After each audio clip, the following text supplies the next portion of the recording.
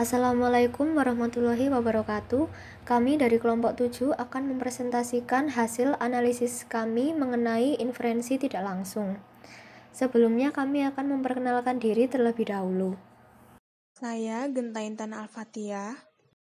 Saya Nadila Oktavia Afkarina.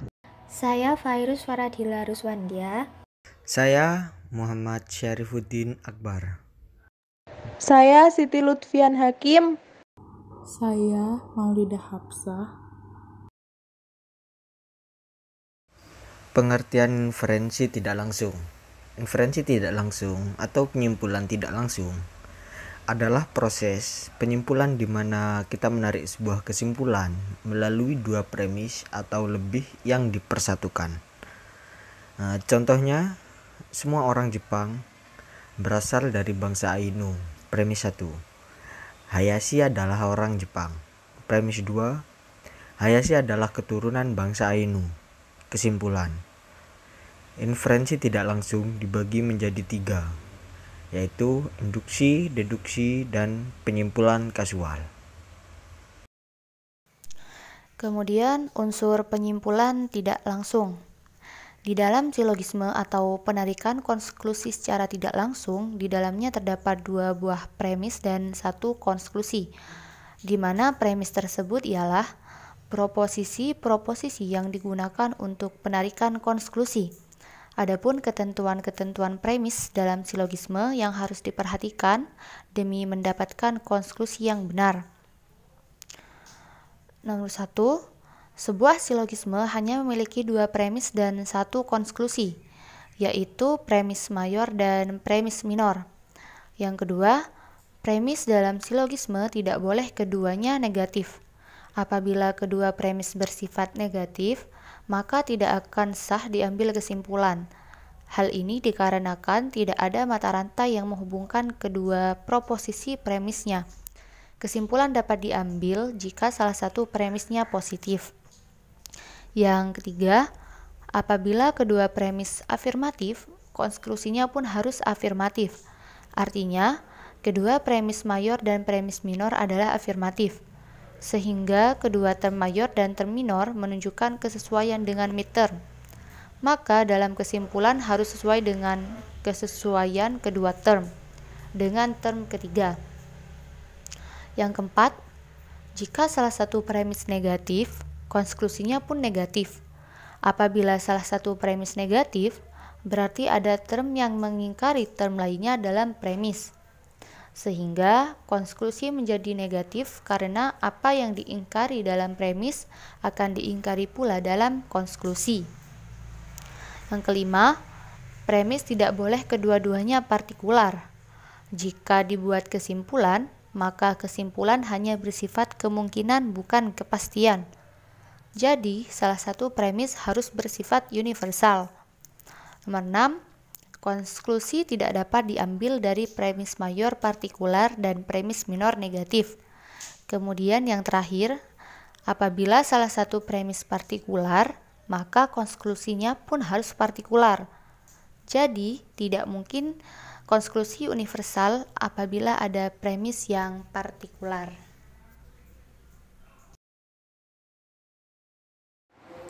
Selanjutnya, setelah premis, unsur-unsur inferensi tidak langsung yang kedua adalah konklusi. Konklusi adalah pengetahuan baru yang didapat dari 2 premis yang disimpulkan. Bahasa simpelnya tuh gini, kalau premis itu kalimat-kalimat yang akan disimpulkan, nah konklusi ini kesimpulannya.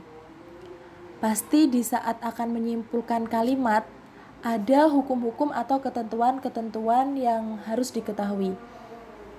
Hukum yang pertama, apabila salah satu premis bersifat partikular, maka kesimpulan harus partikular juga. Sebagai contoh, semua yang halal dimakan menyehatkan. Premis 1. Sebagian makanan tidak menyehatkan. Premis 2.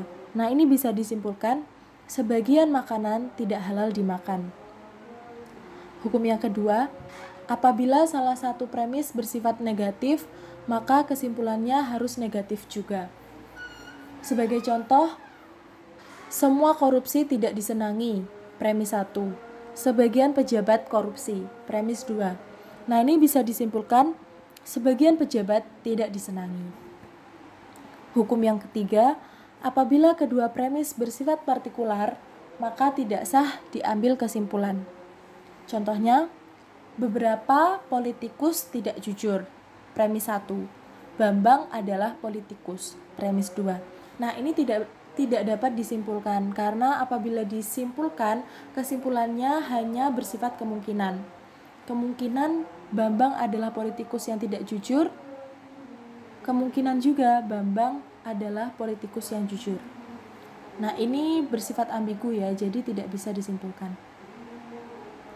Kemudian yang terakhir adalah apabila kedua premis bersifat negatif, maka tidak akan sah diambil kesimpulan. Contohnya, kerbau bukan bunga mawar. Premis 1. Kucing bukan bunga mawar. Premis 2.